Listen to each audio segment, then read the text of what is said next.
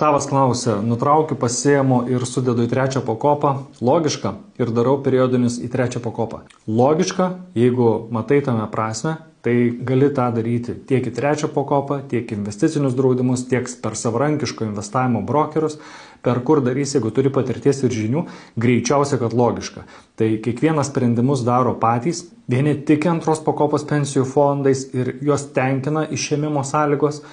Jeigu tai paprastai pažiūrėti, man asmeniškai, čia yra mano asmeninė nuomonė, trečia pakopa ar investiciniai draudimai yra palankesnis įrankis vien dėl to, kad tu gali bet kada tos pinigus pasimti ir valstybė nesprendžia už tave, kada juos gali pasimti ir kaip juos naudosi. Nes iš esmės su antra pakopa yra niuansų, kai sukaupi didesnę pinigų sumą, tiesiog tu privalai pirkti anuitetą ir neturi jokio kito pasirinkimo.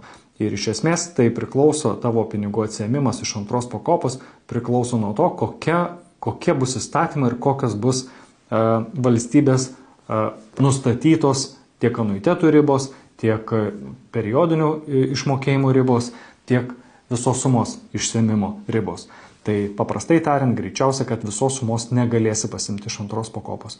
Iš trečios gali. Tai jeigu šituo atžvilgiu žiūrint, be abejo, kad logiška. Jeigu tą darai ir žinai, kaip tą daryti. Jeigu nežinai, susisiek. Aš su tais įrankiais dirbu ir padėsiu susidėlioti planą, kur ir kaip geriau daryti.